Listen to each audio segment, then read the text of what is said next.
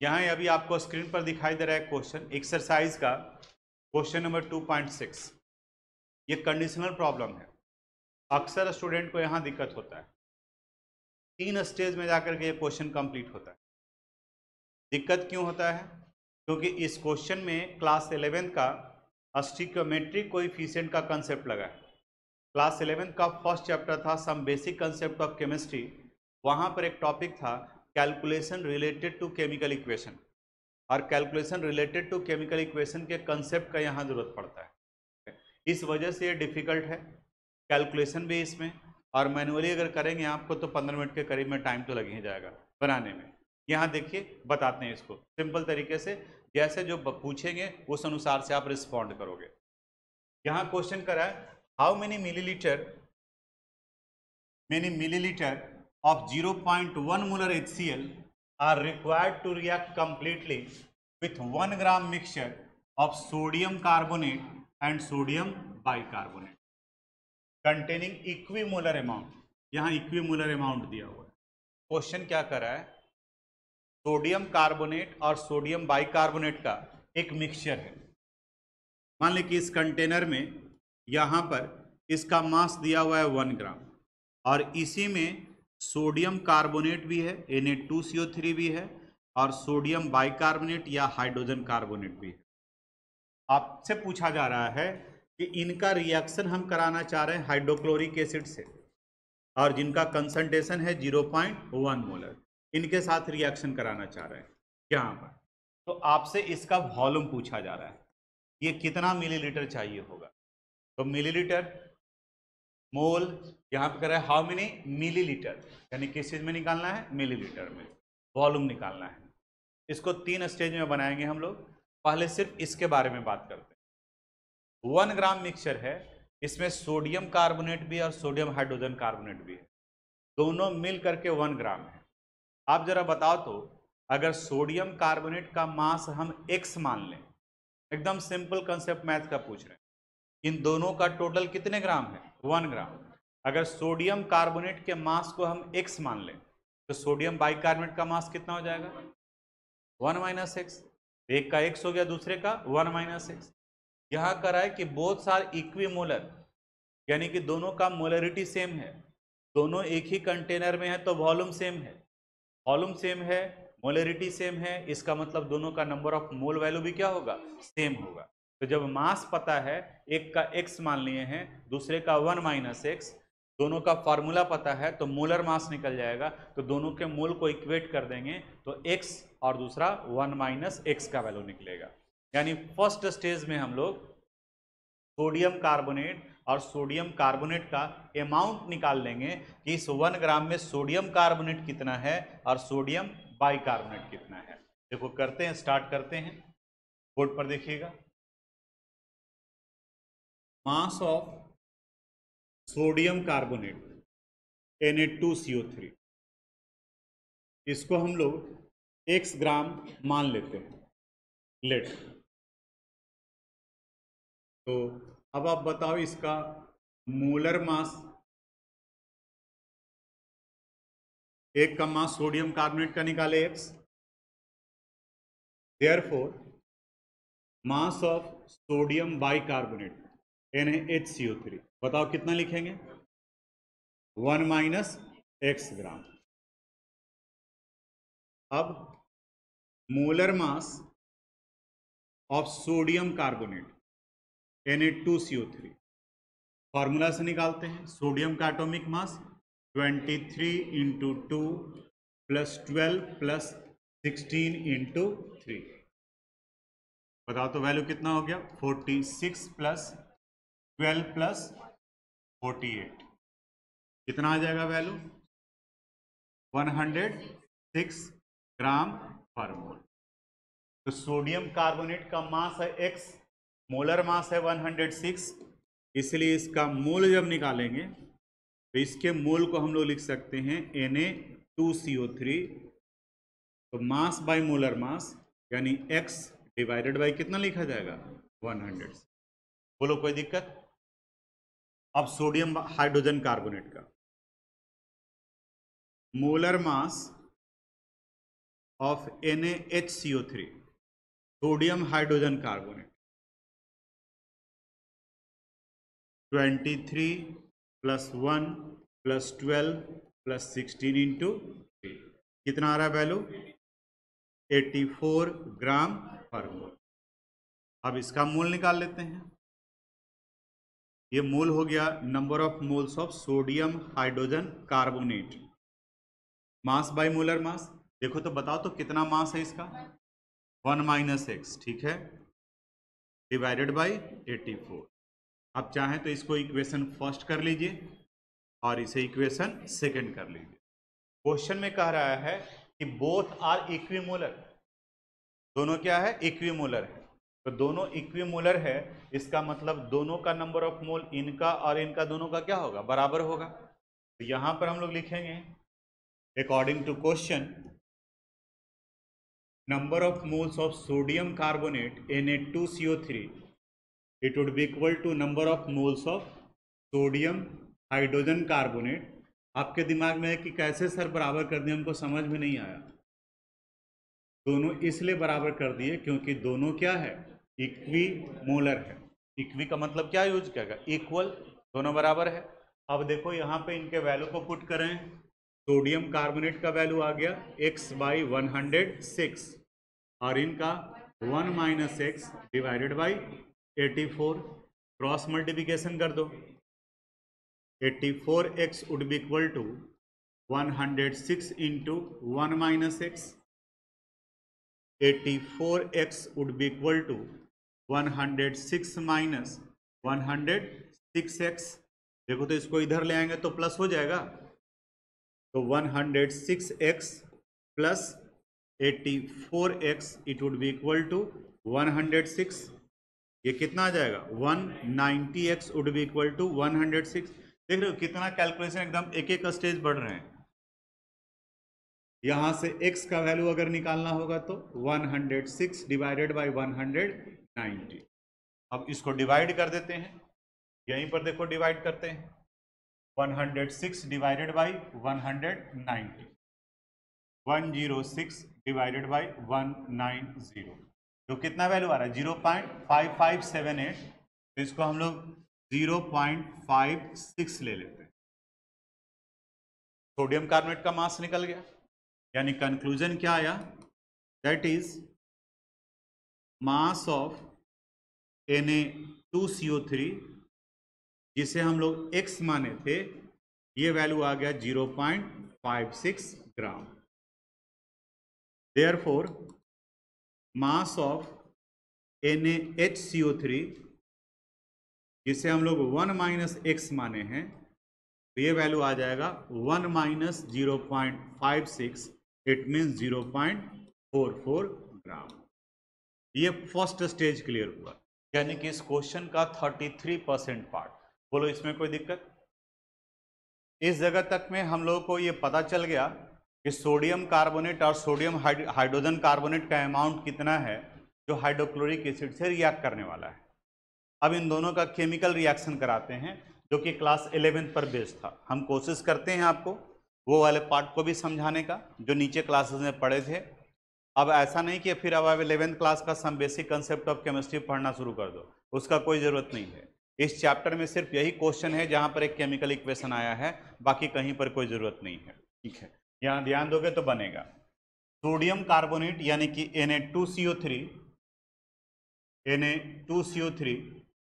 इनका hydrochloric acid से reaction कराते हैं, then it result the formation of sodium chloride NaCl, carbon dioxide CO2 और वाटर यानी H2O, इनका फॉर्मेशन करता है।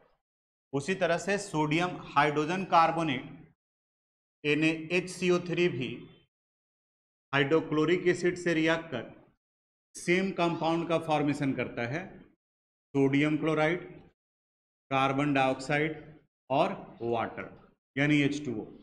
डिफरेंस है दोनों में, फॉर्मूला अलग अलग है, तो बैलेंस करना पड़ेगा। तो देखो तो यहाँ सोडियम का नंबर ऑफ एटम्स कितना है? 2, यहाँ 2 डालना पड़ेगा। यहाँ क्लोरीन 2 हो गया तो यहाँ पर भी 2 डालना पड़ेगा। अब देखो तो हमें लग रहा है कि इक्वेशन बैलेंस हो गया होगा। ऑक्सीजन 3, तो 2 and 1 3, carbon 1 carbon 1, equation balance हो गया। इसे भी एक बार चेक कर लेते हैं। यहाँ देखो sodium hydrogen carbonate, sodium 1 1, chlorine 1 chlorine 1, carbon 1 carbon 1, यानी ऑलरेडी इक्वेशन क्या है, बैलेंस है। अब यहाँ पर अभी जो आप निकाले हैं उसके अनुसार से बताओ तो सोडियम कार्बोनेट का कितना मास है, अभी जो कैलकुलेट किए हो वो 0.56, इसका इतना ग्राम है।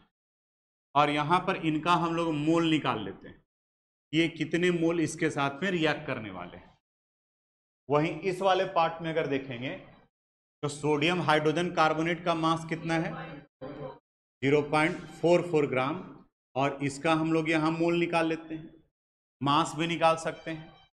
थोड़ा सा क्लास 11th याद करो, वहाँ बताए होंगे अगर 2CO2 लिखा हुआ है तो इससे कई इंफॉर्मेशन मिलता है।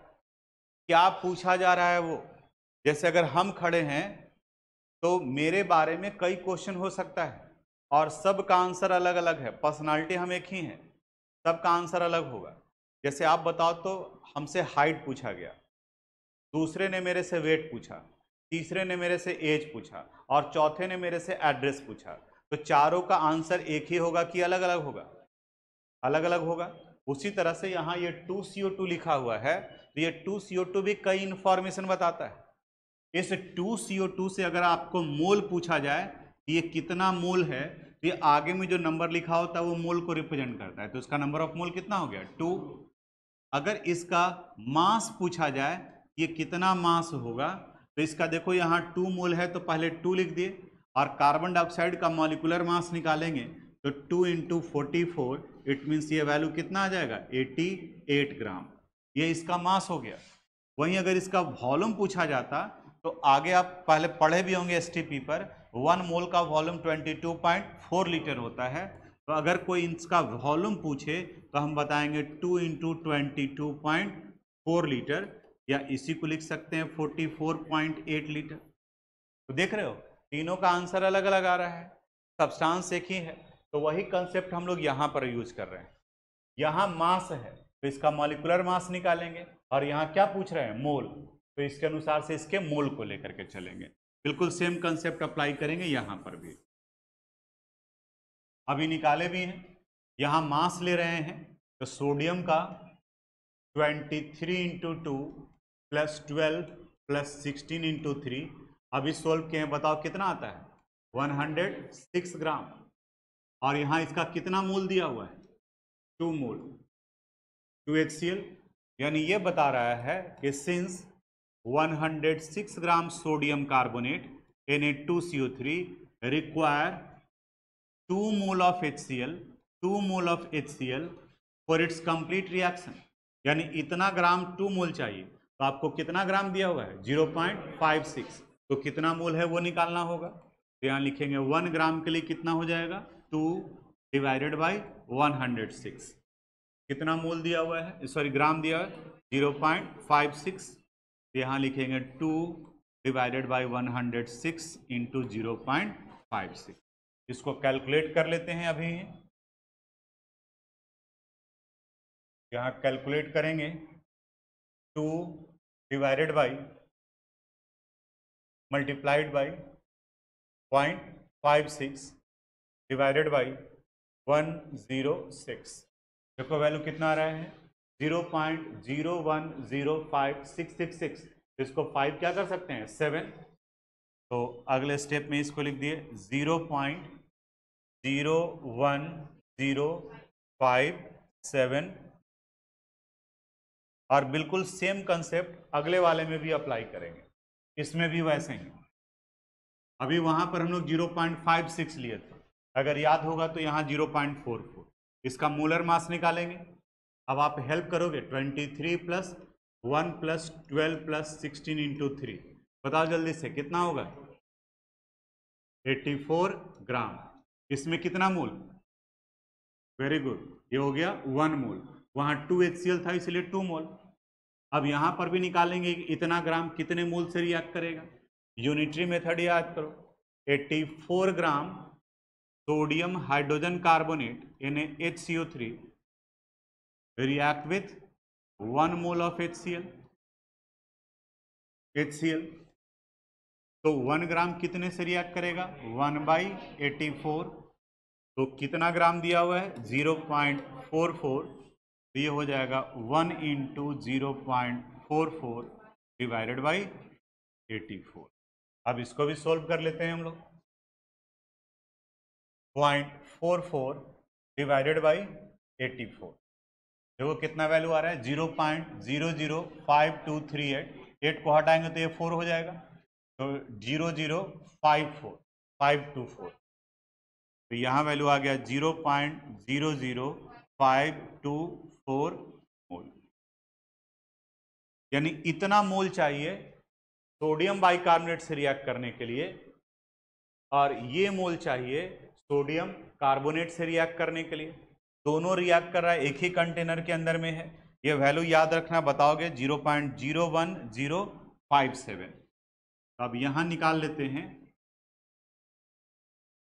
Total mole of HCl। Total mole of HCl फिर चेंज करना पड़ेगा, देखना पड़ेगा कितना था यहाँ?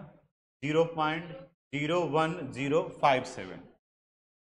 0.01057 प्लस इस बार में कितना आया है? 0.00524 ऐड कर देते हैं दोनों को।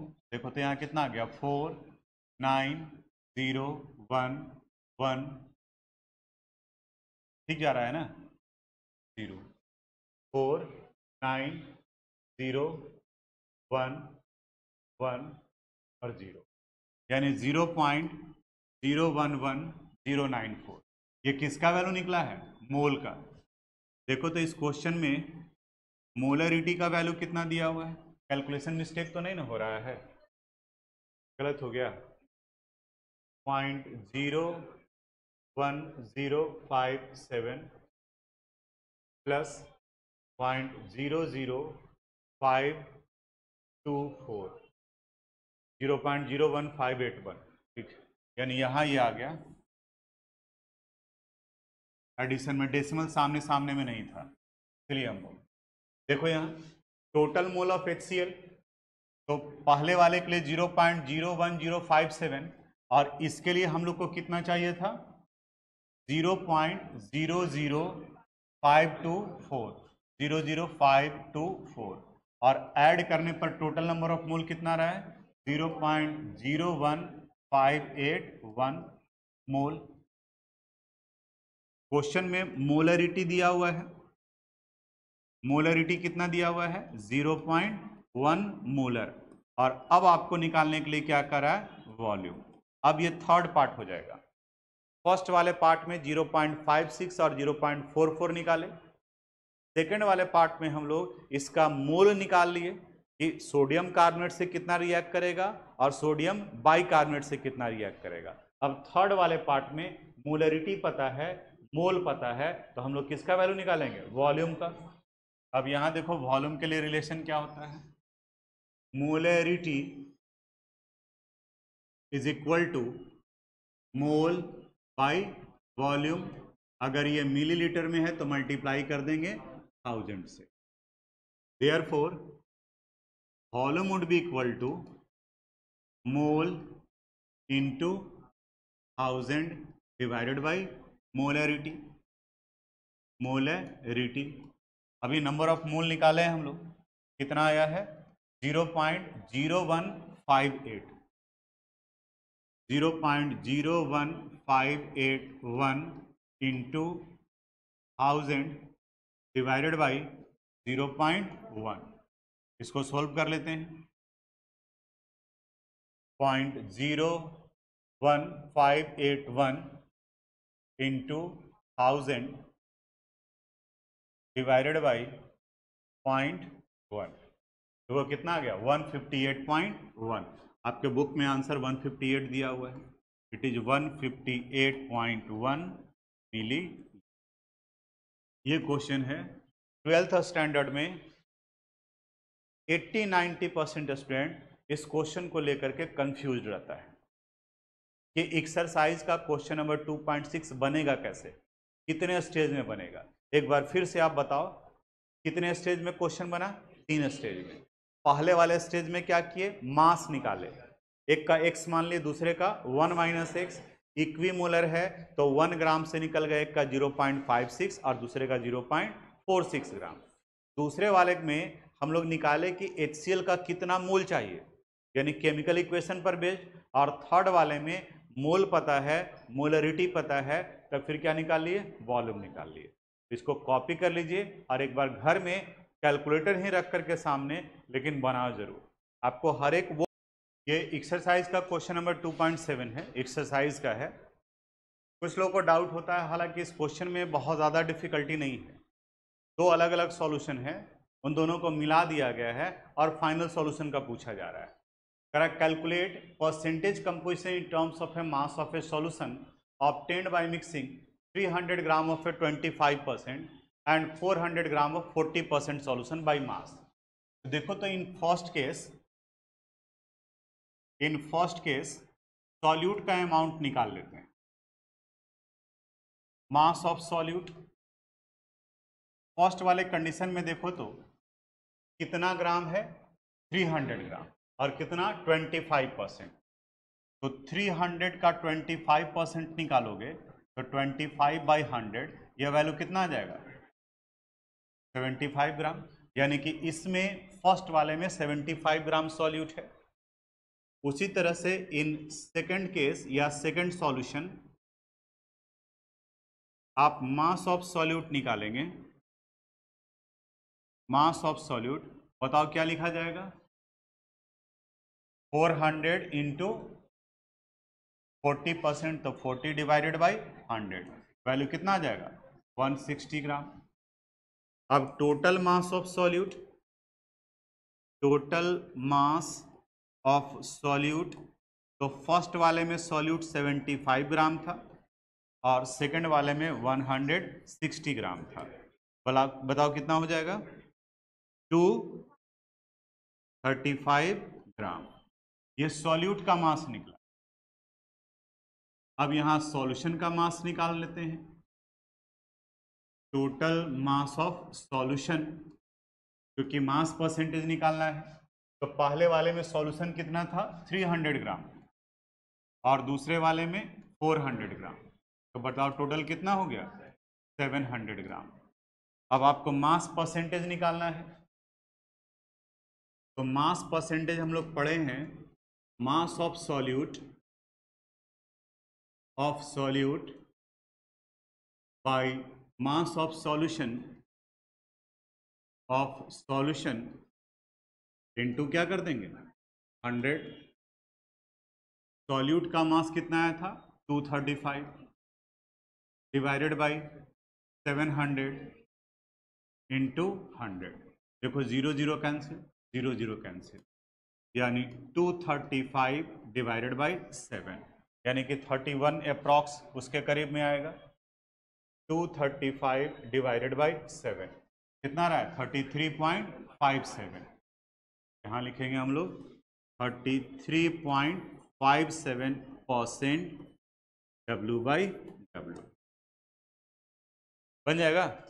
हमको नहीं लग रहा है कॉपी करने का जरूरत है, ये तो आप बना सकते हैं। समझ में आया, क्वेश्चन थोड़ा सा घुमा दिया था कि 2 पार्ट में था तो स्टूडेंट को कंफ्यूजन होता था वहाँ। इसके बाद क्वेश्चन है यहाँ एक्सरसाइज का 2.8, इसमें भी थोड़ा सा हिंट्स देने का जरूरत है, बाकी का क्वेश्चन आसान है। परेशानी स्टूडेंट को कहाँ होता है, जो देखो, ठीक है।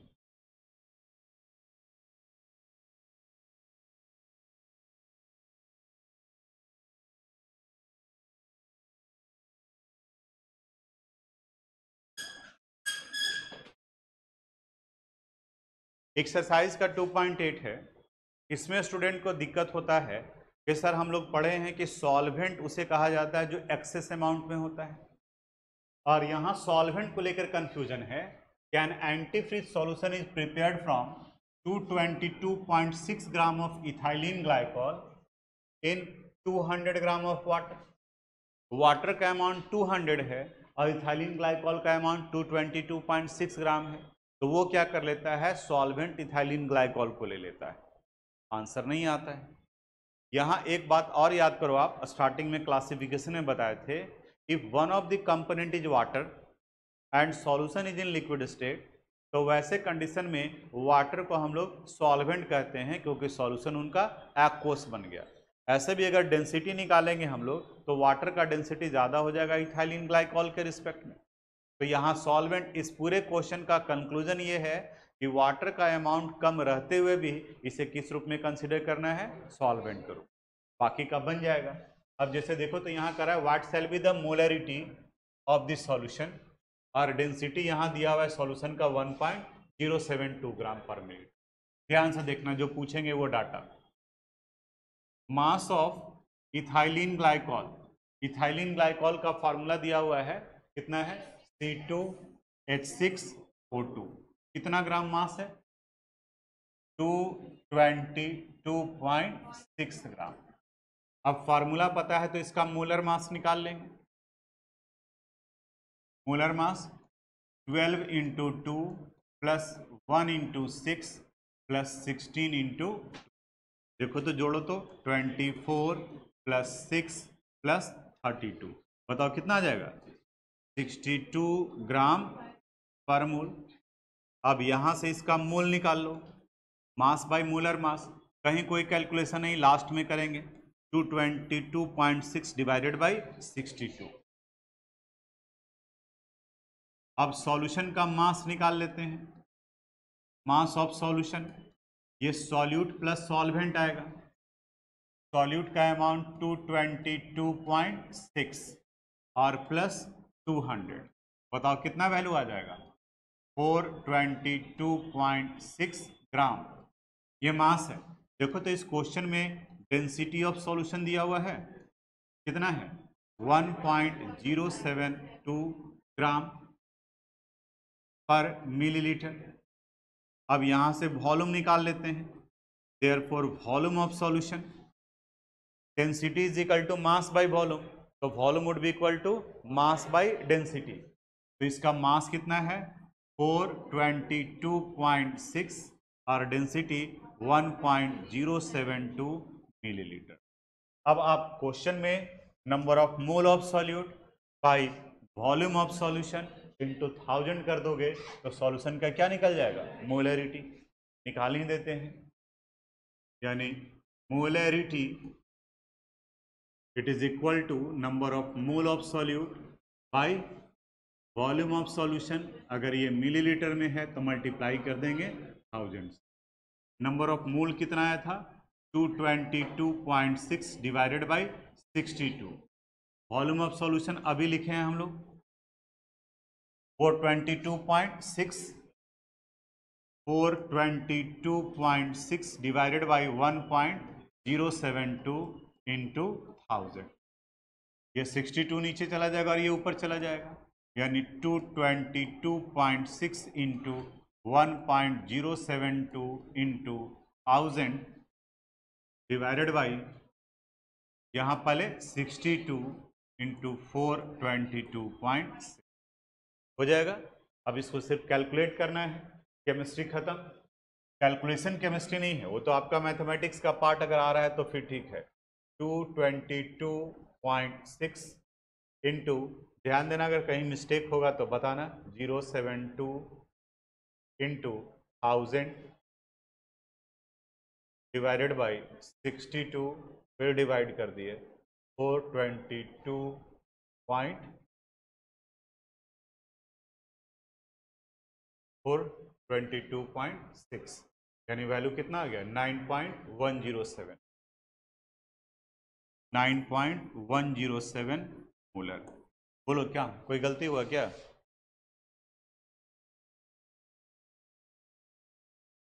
देखो ये कैलकुलेटर यूज कर रहे हैं ना, तो इसको डिवाइड किया 62 से, तो अब इसको डिवाइड करने के बाद जो वैल्यू आ गया कैलकुलेटर, तो अब उसको भी क्या करना पड़ेगा, डिवाइड ही करना पड़ेगा। मल्टीप्लाई करेंगे तो अलग हो जाएगा, इसीलिए कैलकुलेटर भी यूज करने आना चाहिए। नहीं तो जनरली क्या होता है ना, इसको डिवाइड की बजाय इसको क्या कर देता है, मल्टीप्लाई कर देता है। कैलकुलेटर क्या करता है, जो भी डिजिट आप डालते हैं, अब जैसे ही दूसरा सिंबल डालेंगे उसके पहले का वो कैलकुलेशन कर रखा होता है। ठीक है। तो ये जैसे ही इसको हम 62 से डिवाइड किए तब ये वाला कैलकुलेशन कर लिया। अब तुम इसको कहो कि सर मल्टीप्लाई कर देंगे, तो जैसे ही मल्टीप्लाई करोगे तो अब ये जो ऊपर में चला गया गुना हो जाएगा, इसलिए डिवाइड ही करना पड़ेगा। ठीक है, हाँ ब्रैकेट में आप डाल देंगे तो उसको वो रीड करेगा। इसमें एक्सरसाइज का क्वेश्चन नंबर 2.26 है। क्वेश्चन आसान है लेकिन स्टूडेंट यहाँ परेशान हो जाता है Na+ आयन को देख करके कि इसका क्या हो जाएगा, कैसे कंसिडर करेंगे। ठीक है, यहाँ देखते हैं करा if the density of some lake water, यानी कि डेंसिटी दिया हुआ है 1.25 ग्राम पर millilitre and contain 92 gram of Na+ ion पर kilogram of water, calculate the molarity of Na+ ion in the lake. यानी यहाँ मोलरिटी निकालना है। वाटर में प्रेजेंट है पर किलोग्राम, सोडियम का मास दिया हुआ है 92 ग्राम।